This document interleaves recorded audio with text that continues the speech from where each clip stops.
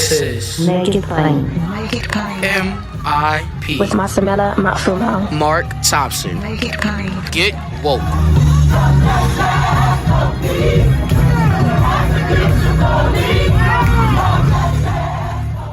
We welcome you back to African American History Month on Make It Plain with Anthony T. Browder, founder and director of the IKG Cultural Resources and the ASA Restoration Project, the excavation and restoration of 325th dynasty tombs of Kushite noblemen on the west bank of Luxor, Egypt. For 43 years, he's been researching ancient Egyptian history, and he's the first African American to fund and coordinate an archaeological dig in Egypt, and has led more than 30 archaeological missions to Egypt since 2009. Welcome back, brother. Glad you could spend this time with us this month. My pleasure, man. Thank you for the opportunity. So, is there still great debate anymore about our people in antiquity, ancient Egyptians being black or not, being people of dark skin or not? I know those are battles that Dr. Jeffries and others fought. It seems to have quieted down somewhat, but is that something that we still have to defend? I don't defend it because it's a foolish argument. It's a foolish debate. And when you argue with the fool, they will drag you down to their level and beat you with experience. Those who know, as I stated earlier, that there's a clear distinction between Kemet and Egypt. Kemet is African. The civilization of Kemet existed for almost 3,000 years. It was initiated and maintained by indigenous African people for at least 2,500 of those 3,000 years. Egypt is a Greek word. So Egypt is white, but Kemet is African. So again, if you use the timeline that we talked about earlier, you'll see that there is a clear distinction between the two. And anyone who tries to project a European presence into Kemet is lying, or they're a fool, or they're manipulating you for some other purpose. So if we knew our history, we'd be able to shut that down, and we wouldn't engage in arguments that have no substance. And that's important to understand. If you would, and I want to go back to something you said last episode about the Asar and Aset and the process. One of the terms we learned, folks, the term mummy or mummification isn't the right term. It is, I want to have it right. It's Sahu. Sahu. I want to come back to that, but before I do, it did not, in this debate around the Africanity of Egypt, was not one of the most significant scholars to make that argument, Dr. Sheikh Anta Diop? Absolutely. It was Sheikh Anta Diop and his colleague, Dr. Teofilo Benga, who presented evidence at the Cairo Symposium in 1974. It was a gathering of a dozen or so international Egyptologists who met in Cairo to discuss and debate this issue of the race of the Egyptians. Sheikh Anta Diop brought forth scientific evidence to prove beyond a shadow of a doubt that Kemet was founded by indigenous African people. Teofilo Benga brought a literary text to show similarities between Medu Neter, the language of Medu Neter, and languages in West Africa, Wolof, among the Akan, among Yoruba. So there is knowledge among African scholars that Africans in the Nile Valley made 6 migrational trips from the Nile River Valley to the Niger River Valley and brought their cargo of knowledge with them and jump-started civilizations in West Africa. So that information is not widely known, but it's been proven beyond a shadow of a doubt. And after the Cairo Symposium, a reporter who was present at that event said that Drs. Obinga and Job presented such thorough information that there was no response from the other Egyptologists present. So what did the white community do? They didn't advertise the conference. They sat on the information. They suppressed the information. And that's the only thing they could do, suppress the truth, because it's too powerful reality for them to accept. And that's all the more reason why we have to be relentless in documenting the truth and speaking it and teaching it primarily to ourselves. I'm not interested in educating someone who doesn't want to learn. I'm not interested in educating my enemy if they have a closed mind and a closed heart. I know, as you stated earlier, if we can get our young children as early as possible to take pride in the ancestry that they have inherited, then that changes the trajectory of how they move through elementary school, high school, and college. And that's the key to freeing the minds of African people. So obviously the popular perception of Egypt is Elizabeth Taylor. Unfortunately. As Cleopatra. Mm-hmm. But she was a Black woman. Right. So let me unpack that. All right. I'm glad you mentioned Cleopatra.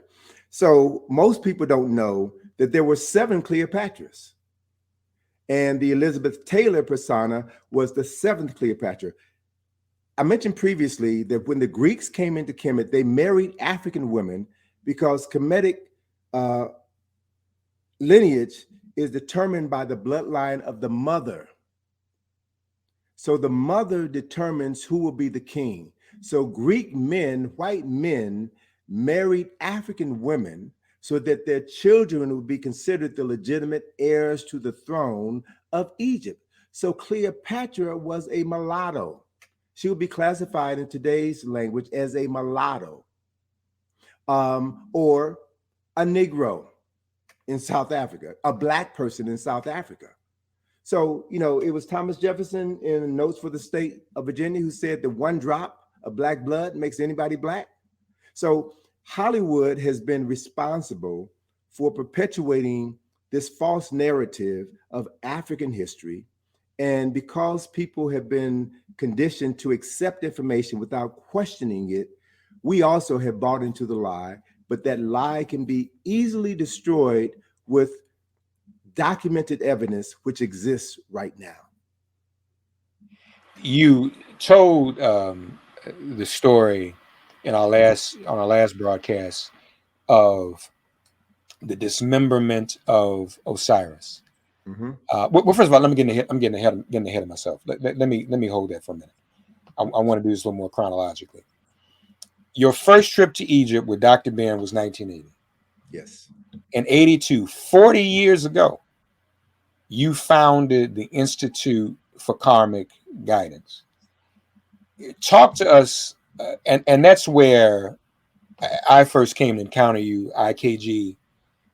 Tell us what got that started, what that was intended to be. Sure. Well, as you mentioned in my introduction, I've been writing, teaching African American history for almost 40 years now.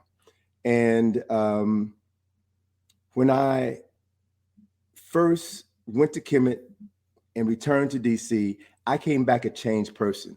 There was some bitterness because I was ashamed that I was almost 30 years old before I learned the truth about who I was. And I was determined then to use my power to educate as many people as possible so that they would not spend as much of their lives as miseducated as I was. So I created IKG. My very first lecture series was at the University of Maryland. I did a 7-part series entitled Journey to Enlightenment. And after that series was completed, I came into Washington, D.C. and repeated that series at WPFW, a local radio station. here in DC. And I then started organizing other lectures and created other opportunities to share additional information that I've been exposed to by some of the scholars that you mentioned in our very first broadcast. And so at that time, brother, I didn't know a lot about African history prior to traveling to Egypt with Dr. Ben in 1980, but I was interested in Egypt and the metaphysical knowledge that was associated with Egypt. So I attended a lot of classes that were conducted by white folk, to be quite honest with you.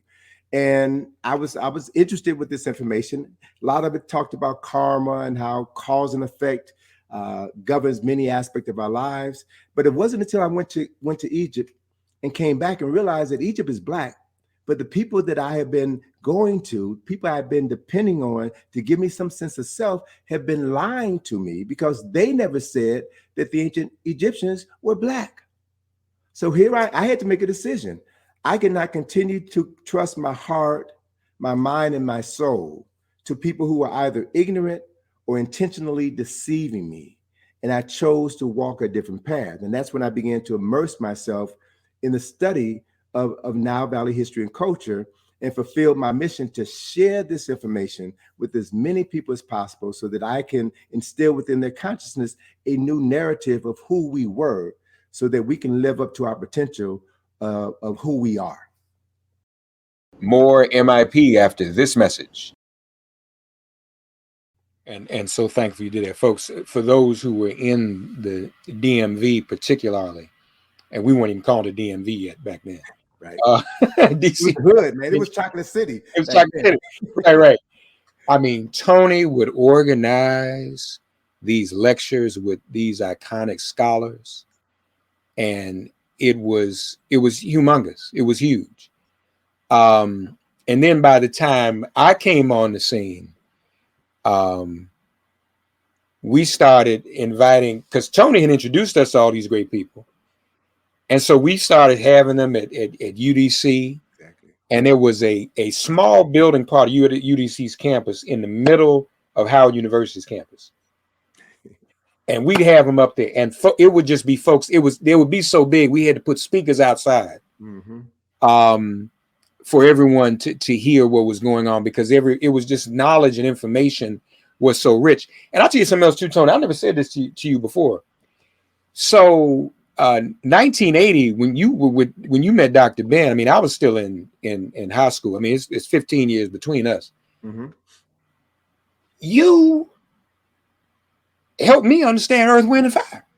Absolutely. Now, not that there was anything not to understand. Earth, Wind, and Fire was bad. We was feeling them. Mm-hmm. But then you took us to a whole nother. Wait a minute. This what Earth, Wind, and Fire was really trying to tell us. And most of us didn't get. We were just jamming, And I mean, Earth, Wind, and Fire was big when I was still a kid, but I'm talking about folks in my mom's generation who were just jamming Earth, Wind, and Fire, but they weren't saying to us, "This is what this is really all about." And so then I started saying, "Wait a minute, this is what Earth, Wind, and Fire has been trying to tell us." And folks, just so you know, I'll let the cat out of the bag. The plan is, and we'll get into the project, is when the restoration project is fully up and everything is ready to be unveiled and the center opens in Egypt, Earth, Wind, and Fire, the plan is for them to be there and to perform there, God willing. And then we're gonna, I mean, I don't know. I think that might be a Teutonic shift, man, because then we will truly have come. Absolutely. Absolutely. Full circle. That's the plan. I hope we can handle that. And one of the things that Tony Browder did, folks, during all of this time was establish the trip Egypt on the Potomac, which is enlightening unto itself. So that was one of the ways, wasn't it, where you had an opportunity to like visually, hands-on, show people what you had discovered. Absolutely. So let me back up and put my journey into context. My formal training is in graphic design and advertising. My first year in college at University of Illinois in Chicago, I majored in architecture. I'm from Chicago. I've always had a fascination with architecture. Took 2 years of architectural courses in high school, and by 1971, I was ready to leave Chicago. I had been shot at for the third time, and I'd gone to school at the University of Illinois with a sister who was in the apartment the night that Fred Hampton was murdered, and we're sitting in the lunchroom, and she's telling us what happened, right? And I'm contrasting what she told us with what I'm hearing on the news, reading in the newspaper. And that's when I began to realize that there are at least 2 or 3 different stories going on. And I'm trying to find myself. I'm trying to get an understanding of the world in which I was living. And so I came to the point where I was just ready to leave Chicago because I knew that I could not grow in the manner that I needed to grow by staying in Chicago. So I came to Washington, D.C. and changed my major from architecture to design. Graduated from Howard in 74, started working at the design studio, and I left that studio in 1979 and created my own business. So I've been self-employed since 1979. My first business was a graphic design company, and that allowed me to make as much money as I wanted to make, working as hard as I wanted to work, and use my money to buy books, to attend lectures, to travel to see the people who were opening up a new world for me. So I look at history through the eyes of an artist, right? That's my gift. That's my talent. I'm not a trained historian. I'm not a trained Egyptologist. I'm not a trained archaeologist, yet I've made my living doing these things for the last 35 years. So after my second trip to Egypt in 1985, I came back to Washington and I looked at the Washington Monument. And I said, well, wait a minute, I just saw that in Egypt. And so I began researching the history of the layout, design, and development of Washington, D.C. And what I uncovered, Brother Mazzamella, was that America's founding fathers, I don't call them founding fathers, they're founding fathers, right? They were aware of aspects of ancient Egyptian history, the architecture, the symbolism, and the mythology, and they then incorporated those symbols into the development of the United States of America. And then in 1800, the creation of Washington, D.C., which is the wealthiest and most powerful nation in human history. So the Washington Monument is an iconic symbol which represents the United States of America, but it is a 6,000-year-old symbol, African symbol, which represents the resurrection of Asar. So the Egypt on the Potomac field trip was created in order to identify specific structures in Washington, D.C. and spaces in D.C. where elements of ancient Kemetic history, symbolism, art, and mythology are literally embedded in the architecture that people walk around. It's literally hidden in plain sight.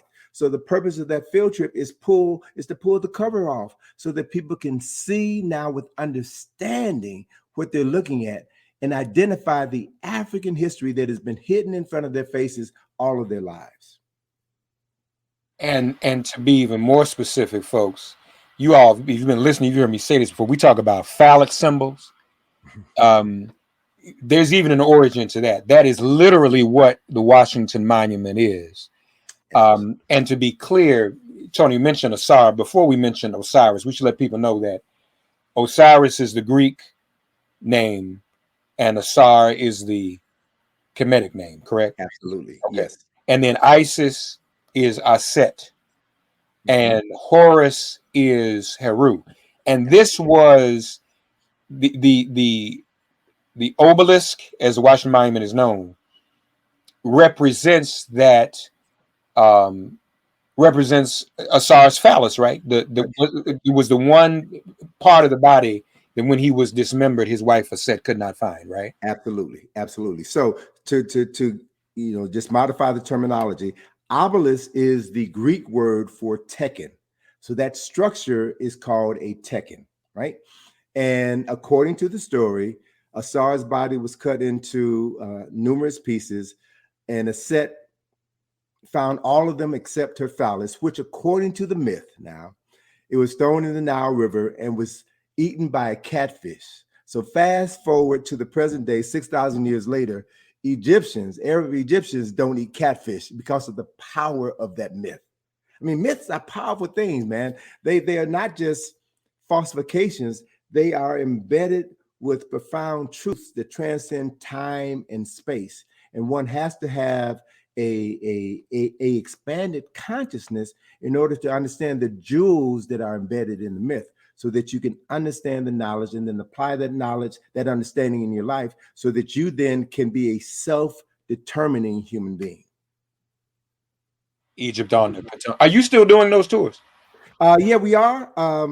We have been forced to modify them because of COVID. Essentially, this is a 3-hour activity.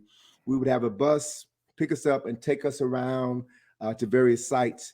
But since COVID, we have not done the field trip using the bus. And last year, in order to meet the demand that people had for the field trips, we created a walking field trip. So what we've done is to focus our attention on 16th Street, which is where we have 2 Masonic temples and Meridian Hill Park, also known as Malcolm X Park. And within these 3 structures, there's a host of comedic imagery there that we can use to explain the concept. And then from there, we go into this facility nearby, and we have a PowerPoint presentation where we show them the rest of what they will see. So we can give them everything that they would normally see on a regular field trip without having to use a bus. And for those of you who want to partake in that, ikg-info.com, find out more there. Also invite you to check out the asarestorationproject.com. We're teasing that out, building that up. We're going to get Tony to break all of that down in the days and shows to come. But we're thankful he's with us during African American History Month. We're all here to learn together. Thank you, Tony. My pleasure, brother. Thank you. More MIP after this message. Folks, as you get older in life and get more experience, the world gets even smaller. I've never had like a real friend in the White House, but this is someone who was a friend of mine and a friend of so many of us before this administration was elected.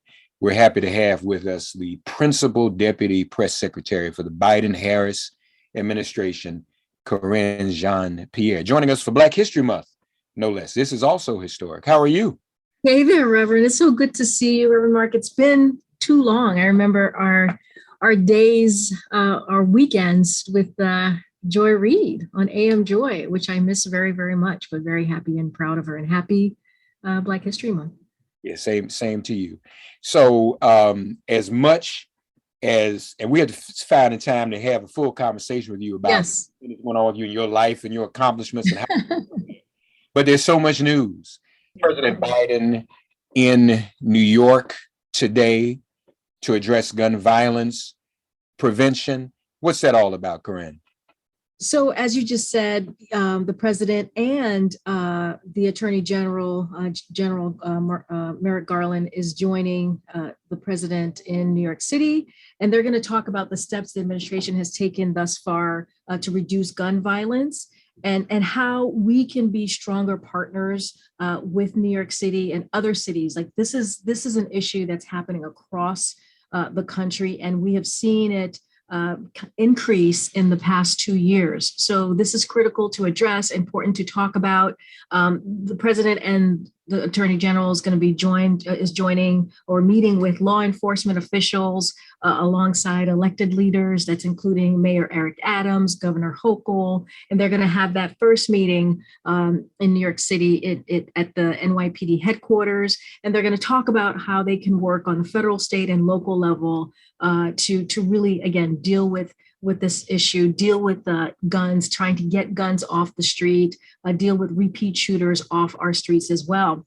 Then after that, which is also really important, what they're going to do as well is they're going to visit with community violence intervention leaders in Queens, which is where I grew up, to talk about community-led work to interrupt gun violence, which is so important to bring everyone to the table and not leave any voices behind. And so that is the final stop that they'll do in New York when they're visiting. Karine, to the administration's credit, they allotted $5 billion for community-based violence prevention in Build Back Better. We know where Build Back Better is or isn't right now.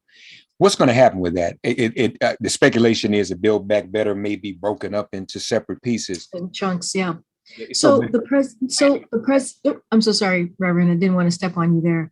But the president is going to continue to fight for Build Back Better. As you just mentioned, there's $5 billion in that package to deal with gun violence, getting guns off our streets. But also it's dealing with making sure that we lower costs for Americans as they're dealing with coming out of this pandemic, but also a successful year for the president as we talk about the economy and getting people vaccinated. But there's still more work to do. So yes, as you said, it's going to be and looks like it's going to be in chunks. We're going to continue to fight for it every day. We're talking to members of Congress. This is something that the president is committed to getting done. This is part of his economic policy. We just, again, don't leave anybody behind. But I do want to talk really quickly about the comprehensive gun crime reduction strategy that the president has and that he introduced, these executive actions that he introduced last April. And it includes the historic funding through the American Rescue Plan, which was the first legislation that the president signed when he walked into office, and that was to put more cops on the beat and support community violence intervention programs, as we've been talking about, but doing initiatives that are really important, the school programming, creating economic opportunities, all of the things, getting to the root causes of gun crime. And so these are the things that the president is committed to. There's funding in his proposed budget as well to deal with community policing. That's $300 million, an additional $300 million for cities, plus another $200 million for community violence intervention. So this is something that we truly have to tackle. We're seeing this very stark increase in gun violence across the country in different communities, and we just have to address it because it's disproportionately affecting our folks, our people, Black and Brown communities. Indeed. So a lot of focus on the Supreme Court nomination, but you also have to deal with ATF. And we know that there were some assaults from the right on that.